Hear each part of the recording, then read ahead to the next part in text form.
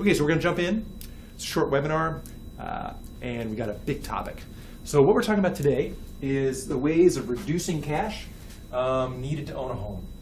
And there's a couple of reasons to do this, but what I like to always say is the real estate market is open and you don't need cash. A lot of people don't believe that, but it's true. So reducing the cash needed. So there's two groups of people generally who pursue that goal. Sometimes there's folks who have a lot of assets and they just don't want to tie them up, because there's better things to do with their money. So if you're somebody like that, we're going to talk about ways that you can reduce money needed to own a home. And the other version is people who are renting and want to get out renting and own a home. Many first-time buyers or people who are renters would be, folks that would be like, if you can reduce the cash needed, it's a good thing. So we're going to talk about that. The thing is that when you rent, okay, the system is kind of working against you. And there's three things that don't go so well for you. One is you pay higher income taxes because you don't have the tax write-off of owning a home. So that's one thing that happens. Two is you're missing out on appreciation. And over time, this is really expensive. So basically a home that right now might sell for a certain dollar, right today, a year from now, generally it's going to be this much more. And unless you can save money at a pace that's faster than homes are going up in value, you sort of fall behind. The system's working against you there as a renter. And then number three is inflation. And usually there's some amount of inflation in the economy, and over time as a renter that just eats up the cash flow that you have. So for a lot of folks who are renting, there's a lot of motivation to own homes, and then the challenge is, how to do that without needing a lot of cash. So we're going to talk about that. And today, in particular, looking at a couple of areas around that. So I want to say that on the feedback page, there's a workshop that goes into this topic in a lot more detail, and that's something that you can request when we're finished if you want to learn about this in more detail. But for today, we're going to look at a few of these topics. As you see on your screen, there are 6 main ways of reducing the cash needed to own a home, and today we're going to talk about 2 of them. One of them being creative cash sources. It's one of my favorite topics, creative cash sources. And the other being grants and down payment assistance programs. Both of these are great ways of reducing the cash needed. So let's talk a little bit about the grant and down payment assistance first. So grants and down payment assistance programs, which I'll just call DPA, are 2 things that a lot of folks will use. Many of these are for first-time buyers, but not all. There are some that are, it's not only for first-time buyers, there's some for anybody. And what I would say to characterize those overall is that the grants are usually things that are available for lower income levels.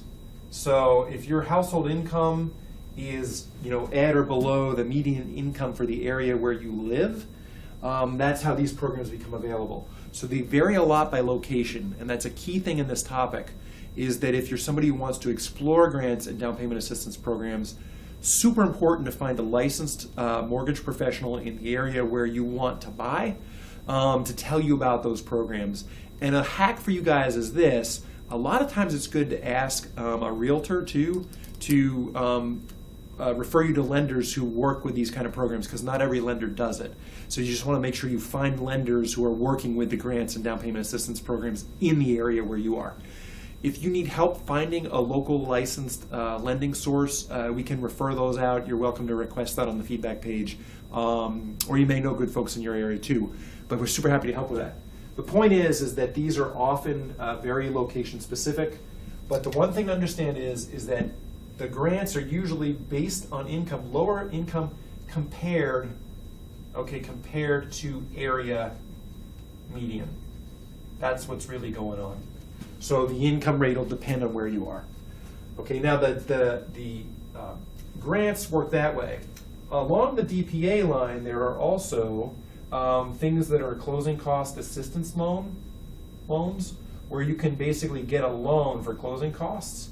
And these will be at moderate income levels, so you can have pretty good income in a lot of areas and get closing cost assistance loans. It's the same thing, varies a lot by location. You want to find somebody locally who does that. kind of lending. There are versions of grants and DPA that are national,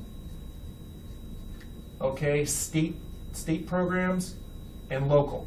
So as you're looking into these, basically you want to be talking to your lender about, hey, what national programs are there? What are the state-specific ones? And what are the local ones? The reason I say these are not restricted to first-time buyers, it's a very important thing to understand, is that a lot of these programs will have the ability for folks to use them based more on income level. So if your income is lower than the area median, there's a good chance that there's some stuff there that you can use. If your income is similar to the median income in the area, then there's a good chance you can use some of this stuff. And even if your income is a bit above the median, in many areas there's versions of this that are available. So the main thing to understand is think about where your income is compared to the median of the area that you're looking in, and then find through a realtor or lenders or referrals through us sources who are licensed in that area and who do this kind of lending to see what's available. But in general, think about your income compared to the area median, which, by the way, can be looked up online. Like you can look up where you live and see what the median incomes are and kind of tell where you stand. If you're in those kind of levels, there's a lot of good stuff, okay? So there's that. That's topic number one. Topic two is creative cash sources. So one of my favorite topics, where are all the creative ways that money can come from to help own a home? And there's a number of them here we're going to go through, and some of these are things you may not have thought of. So the first one I wanted to talk about is a really great one that a lot of people don't think about, and that is using retirement funds if you have a retirement account. And this particularly works well with a 401k or 403b, those kind of accounts. There's also IRAs, and in particular, a Roth is one that people will use to own a home, because you can do that without penalty within certain parameters. But the thing I want to talk about mostly in our webinar today is the 401k and 403b. Now, again, if you have questions as we go, we're going to get technical here for a minute. Remember, just drop those in the comments box so the moderator can answer those for you. Here's the thing that a lot of people don't know about, is that these things, the 401k and the 403b, often will allow you to make a loan, not liquidate. So everyone in general knows that if you pull money out of a retirement account before you're of the age to do so, there's a penalty. You pay penalties, you pay taxes, and a lot of people are like, I would never touch that. Don't want to pay penalties, which of course, who does?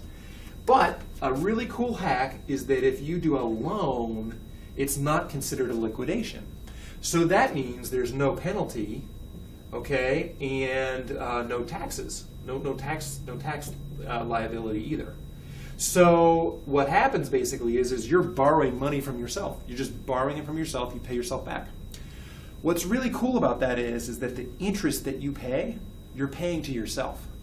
So, for example, if you have $10,000 in a 401k that you would be allowed to pull out in a loan, and you pay that back at 3 or 4% interest, you're paying yourself that interest, not a lender, and that makes it essentially a de facto, 0% loan. You're making the interest yourself.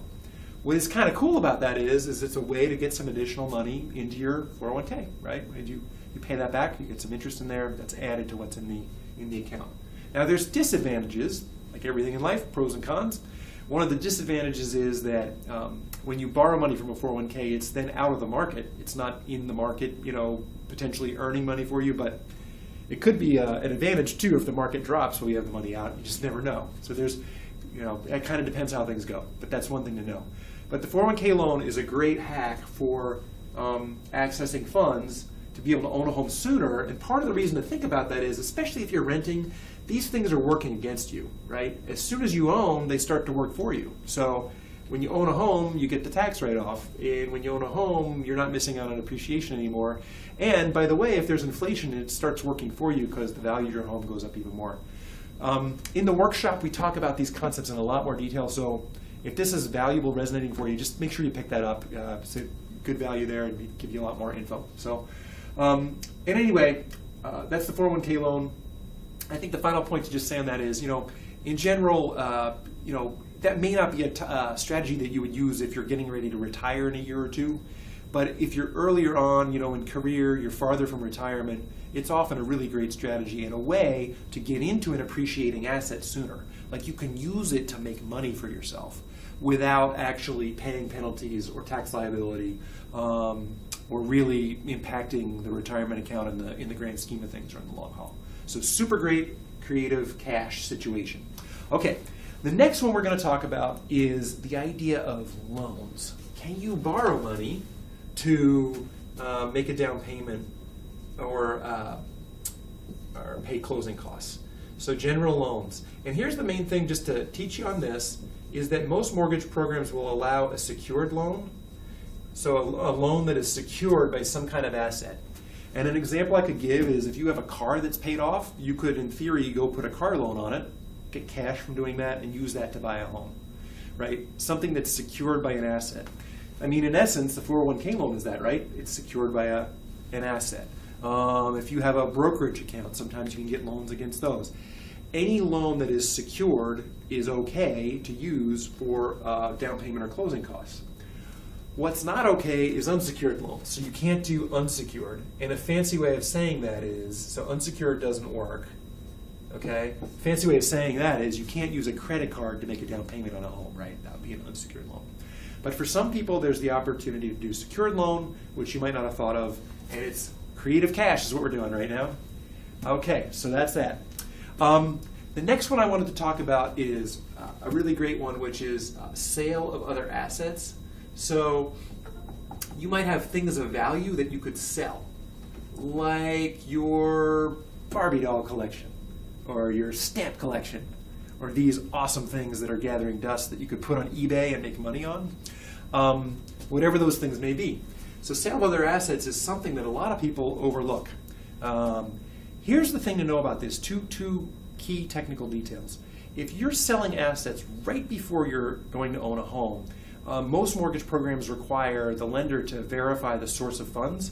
It's a very important part of the lending system, basically anti-money laundering laws to make sure that lenders know where money's coming from going into transactions. So if you're doing that right before owning a home, part of what happens is you're going to have to show a bill of sale, prove that what you sold for fair market value, and show that you deposited those funds into your account. However, if you are planning to move next year, and you just start selling some things now to accumulate cash, that is a lot easier because most loan programs only look at the 2 or 3 months of bank statements before you own a property. So at those points, you can sell things and just deposit, funds into a savings account and not really have any paper trail requirements at the time of getting a loan. So sale of other assets, that's a great one for creative cash. The next one, which is a very popular one, is the ever popular gift from a family member or somebody that you have a relationship with. Different loan programs have different rules on this. Basically, you can get gifts from people who you have relationships with that are documentable. Certainly family qualifies.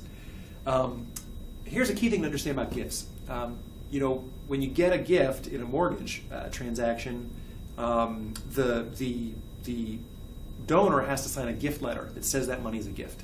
And this happens a lot in families. A family member wants to help another family member, so they give a gift. Many times the person who receives the gifts ends up paying it back at some point in the future.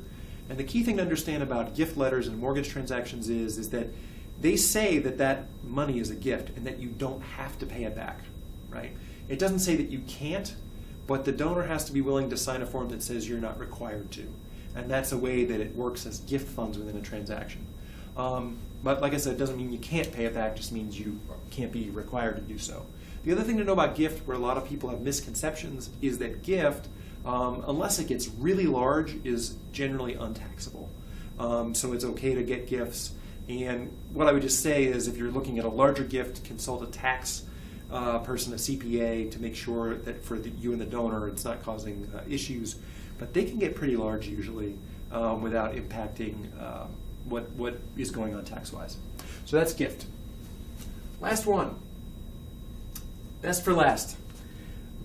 This one is a big topic, which is having a cash flow system. And my question to you in this webinar is, do you have a cash flow system? Do you have a method for having money come into your accounts each month and having money go out and saving money? A budget is an example of a cash flow system, but it is not the only one. There are different ways of having cash flow systems. Here's the point. What we've learned over the years is that folks who do not have cash flow systems usually lose 10-15% of their after-tax income because they don't have good cash flow controls. So some people, are into budgeting or onto details. That's a happy thing for them. Some people, that's a hard thing for. But there is always a way of installing a cash flow system that can help you actually keep more of the money that you have by managing it better. There's a couple that we have up on the slide there for you. A great one you can check out is YNAB. That's a nice budgeting app, budgeting software. Really cool system there that a lot of people are using that we know of and doing well with. We also have a master monthly cash flow system, which you can request. If you just put in the comments that you want to get a copy of that or on the feedback form, the master monthly cash flow system will send you that out. That's a way of managing money without budgeting that still improves your cash flow controls. A lot of times, as you're getting ready to own a home, the idea is to try to save money. And although we're talking about ways of getting into a home sooner, the more you have saved, the better. So a cash flow system is super important, and even more important once you own a home. So, because there are many things you can do with it, which are outside the scope of our webinar, but the point I want to make is that when you have a cash flow system, it makes it easier to afford a home, to prepay on a mortgage, which saves a lot of money, and basically just keep yourself from getting into debt, which is a super important thing as you transition to owning a home. So definitely on the feedback page there, if you want to request the cash flow system from us, we'll send you a copy of that. YNAB is a great thing to check out too. The big point in all this is that a lot of people are stuck and delayed in owning because they feel they need to have lots of cash and they don't know where to get it. And what we're talking about today is ways of not just reducing cash needed, but finding it, right? Finding it in creative sources and reducing it with things like public monies that are available, that sort of thing. So that's our discussion for today. If you have remaining questions, please drop them in on the feedback form. The URL is there on your screen. Also, pick up the workshop. A lot more details on the first-time buyer process, a holistic approach to the whole thing. Really great workshop there. And any other feedback for us would be great too. Thank you so much, and have a great one. Catch you on the next one.